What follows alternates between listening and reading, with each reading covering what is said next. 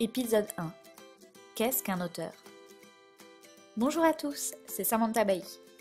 Je suis autrice, scénariste et présidente de la Charte des auteurs et illustrateurs jeunesse. La Charte des auteurs et illustrateurs jeunesse est une association qui existe depuis 43 ans, ayant pour vocation de défendre la littérature jeunesse et ses créateurs. On lui doit, entre autres, les tarifs de la Charte, une recommandation qui a fait de la rémunération des auteurs jeunesse un enjeu central. Écrire est mon métier, sans ambiguïté.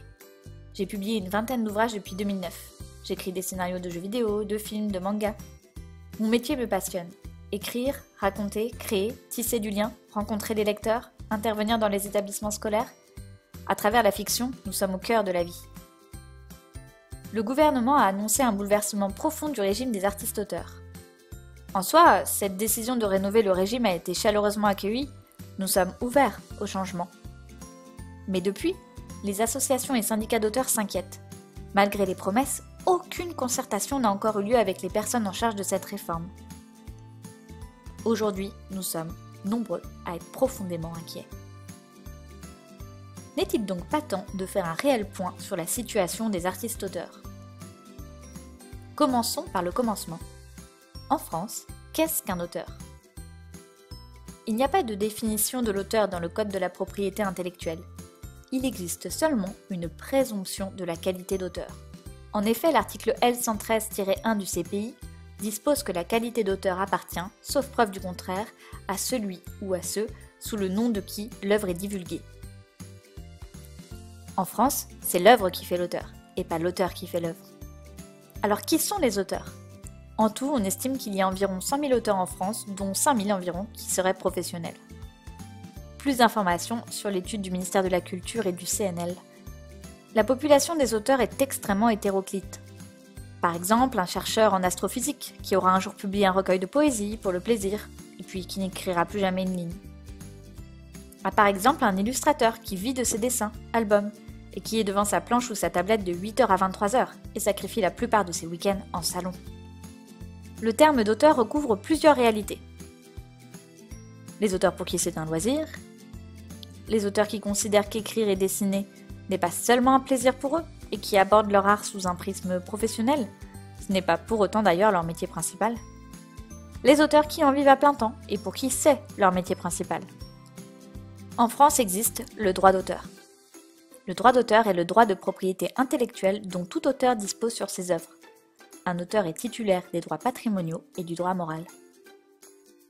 Selon l'article L111-1 du CPI, l'auteur d'une œuvre de l'esprit jouit sur cette œuvre, du seul fait de sa création, d'un droit de propriété incorporel exclusif et opposable à tous. Ce droit comporte des attributs d'ordre intellectuel et moral, ainsi que des attributs d'ordre patrimonial. Avant la Révolution française, le plus souvent, l'auteur cédait son œuvre à un exploitant qui sollicitait le privilège pour son propre compte. L'auteur ne bénéficiait donc pas des recettes dégagées par l'exploitation de son œuvre.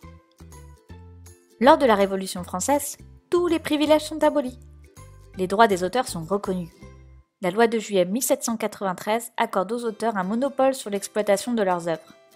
Durant cette période, le droit moral est créé par la jurisprudence afin de préserver le lien existant entre l'auteur et son œuvre. Les droits d'auteur sont donc garants de la rémunération des auteurs. Les auteurs touchent un pourcentage fixé sur le prix de vente public du bien culturel, en l'occurrence ici, le livre. En résumé, un auteur de livre touche une rémunération proportionnelle aux ventes de son livre. Le paiement est finalement calibré par une forme de spéculation de l'éditeur de ce qu'il attend sur des ventes. Les délais de paiement sont très longs. En effet, les éditeurs envoient les relevés de vente 1 fois par an, 2 fois par an en bande dessinée. En moyenne 6 mois après la clôture des comptes de l'année précédente. Ce délai extrêmement long est très pénalisant pour les auteurs, et cela les met régulièrement dans des situations de précarité, sans parler des retards et oublis fréquents. Les auteurs français n'ont aucun système leur permettant d'avoir un droit de regard sur leurs ventes.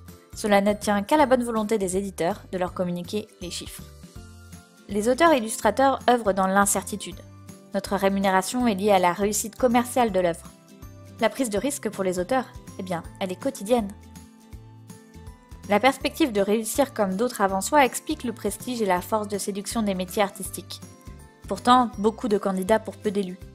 100 000 auteurs publiés, mais très peu qui en vivent. Les auteurs sont depuis longtemps dans un système incertain et hyper concurrentiel. Nous sommes un peu des startups qui s'ignorent. De tout temps, les auteurs ont fait montre d'une créativité et d'une capacité de renouvellement incroyable. Finalement, nous avons des démarches très entrepreneuriales.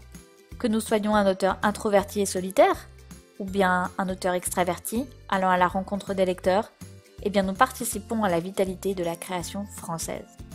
Les auteurs ont des spécificités qui se sont construites au fil de l'histoire pour les protéger, des spécificités qui sont précieuses. Dans le monde d'aujourd'hui, comment soutient-on les auteurs et les artistes dans leur prise de risque?